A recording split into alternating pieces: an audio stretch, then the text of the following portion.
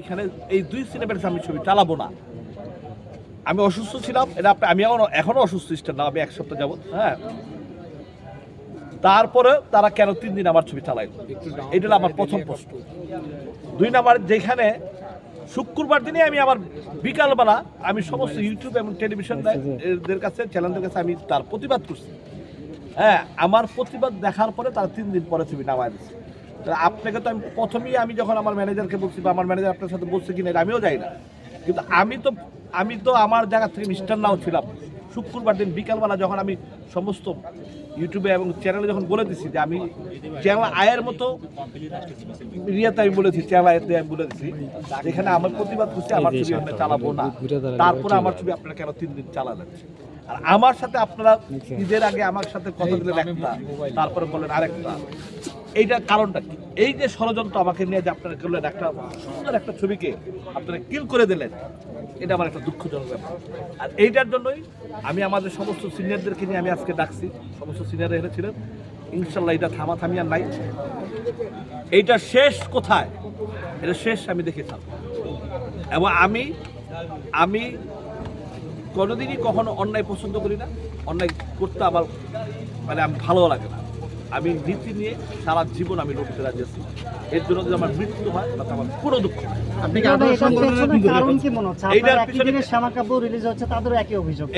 এইটার পেছনে কারণটা, ওনারা আমাদের বাংলা ছবি চায় না, ওনারা হিন্দি ছবি, ওনারা ইংলিশ ছবি চায়। ওনাদেরকে আমরা মুআয়না দিব, আমরা এসে ওনাদেরকে লিখে দিব, হ্যাঁ আপনি হিন্দি ছবি চালান, আমরা পারমিশন করব। আমি সেই কমিটিতে একজন আসলাম, যে হিন্দি ছবি যে পারমিশন দেয় সেই কমিটিতে আমিও একজন ছিলাম, আমার সাইনও ছিল। আজকে আমি আপনাদের হিন্দি ছবি এনে দিচ্ছি আর আপনারা আমার ছবি কিল করে দিচ্ছেন, এই হলো আপনাদের উদ্দেশ্য। হিন্দি এখন যেহেতু আপনাদের সাথে, এখন আমরা যে আমাদের 19 সংগঠন আমরা মিটিং ডাকতেছি সামনের সপ্তাহে, আমরা তো জাতির মধ্যে এটা সুবাদা শ্রেষ্ঠ হবে, হিন্দি ছবি তো দূরের কথা, এটা নিয়ে কোন পর্যন্ত যাই আপনারা একটু অপেক্ষা করেন। আমরা মাননীয় প্রধানমন্ত্রীর কাছে যাব, আমরা তথ্যমন্ত্রীর কাছে যাব, আমরা সব জায়গায় আমরা দরকার এফডিসির দরকার আমরা বন্ধ করে দেবো। কিন্তু আমরা এফডিসি বন্ধ করে দেবো, আমরা দরকার বন্ধ করে আমরা আমাদের প্রতিবাদ করবো আমরা ইনশাআল্লাহ। ঢালিউড সিনেমা ধ্বংসের যে পায়তারা চলছে, এই যে সিনেপ্লেক্স থেকে যেভাবে বাংলা সিনেমা নামিয়ে দিচ্ছে, এটা কি তারা অংশ কিনা কি মনে করছেন? এটা আমার কাছে মনে যে বাংলাদেশে যে একটা পাকিস্তানি কায়েম হয়ে গেছে, ঠিক আছে? বাংলা ছাড়াও হিন্দি লেখে আও, উর্দু লেখে আও, হ্যাঁ এই অবস্থা হয়ে গেছে বর্তমানে বাংলাদেশে। বাংলা হটাও উর্দু লেখাও, বাংলা হটাও উর্দু লেখাও। আরে এইটা তো বঙ্গবন্ধুর ইন্ডাস্ট্রি, যেই বঙ্গবন্ধু এই ইন্ডাস্ট্রিটা তৈরি করে দেওয়া গেছে, ওনার দেশে হিন্দি ছবি উর্দু ছবি কোনোদিন চলতে পারে না। তারপরেও ওনাদেরকে আমরা একটা সুযোগ দিয়েছিলাম, হল চলে না, এরা চলে না, হ্যাঁ সেইখানে এই সুযোগ পেয়ে এখন আমাদের গর্দানেই তারা জব করতেছে, ঠিক আছে? এই জবটা বন্ধ করতে হবে। অনেক ক্ষেত্রে স্টার সিনেপ্লেক্স কর্তৃপক্ষ আবার বলে এটা যে দর্শক নাকি হয় না। আপনার সকালবেলা 9টার শুদ্ধ দর্শক হবে, 11টার দর্শক হবে, আপনার দিয়ে রাখবেন বিএপি শো, 3টা শো দিয়ে রাখবেন ইংলিশ ছবি, 6টা শো দিয়ে রাখবেন হিন্দি ছবি, আর বাংলা ছবি দিয়ে রাখবেন 11টা শো। দর্শক কি হবে? আপনাদের মন মতো কথা বললে হবে? ইকবাল ভাই, কিন্তু আপনারা যদি সিনেমা ডিস্ট্রিবিউট বন্ধ করে দেন বা আপনার সিনেমা বন্ধ করে দেন, তা তো ওদেরই ভালো। আমাদের তো সমাধান করতে হবে, এটা গণতন্ত্র দেশ, এত সবকিছু সহজ মনে করো না, ঠিক আছে? এইটাকে সমাধান অটোমেটিক হবে ইনশাআল্লাহ আল্লাহর রহমতে, ঠিক আছে?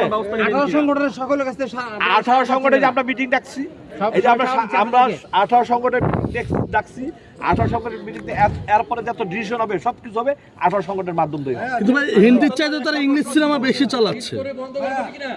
একটা প্রশ্ন ছিল, বাংলাদেশে দেখা যাচ্ছে যে হিন্দি ছবি এনে তারপর সিনেমা হল খোলা হচ্ছে, আবার হিন্দি ছবি যখন চলে যাচ্ছে বন্ধ হয়ে যাচ্ছে। তো আপনাদের কি মনে হয় যে বাংলাদেশের ছবিটা কি সমৃদ্ধ না বাংলাদেশের ছবি, আর হিন্দি ছবি দিয়ে কি আদৌ সিনেমা হল? এই পর্যন্ত যতগুলো হিন্দি ছবি আসছে, বলো এটা সোজা থাকেন, কোন ছবিটা হিট হয়েছে হিন্দি ছবি? আমরা তো আইনা দিছিলাম, সুযোগ তো দিছিলাম, একটা হিট হয়েছে আপনারা বলতে পারবেন? অতএব এই দেশে হিন্দি ছবিও চলবে না। এই দেশে ওনারা যে হিন্দি ছবি, আমি তো দেখি মাঝে মধ্যে যা ইংলিশ ছবি হিন্দি ছবি 10 জন হয়, 10 জন 20 জন 15 জন দর্শক হয়, তাদেরটা আপনারা কিভাবে চালান? সেই ইংলিশ ছবি 10 জন 15 জন দর্শক নিয়ে আপনারা কিভাবে চালান? আর আমাদের বাংলা ছবি 10 জন 15 জন নিয়ে চালাচ্ছেন না কেন? আমরা কি বাংলা ছবি কি সিনেমা না? আপনারা তো আমাদের কালচারটাকে ধ্বংস করে দিচ্ছেন আপনারা। এভাবে সিনেপ্লেক্সের ক্ষেত্রে কি এটা কি সব বাংলা সিনেমার ক্ষেত্রে তারা এমন করছে মনে করেন? আমার কাছে স্টার সিনেপ্লেক্সের কাছে আমার এটা আমি পাইছি, আমি যমুনা তৈরা পাই নাই, আমি লায়নও পাই নাই, আমি কোথাও পাই নাই, আমি স্টারে পাইছি।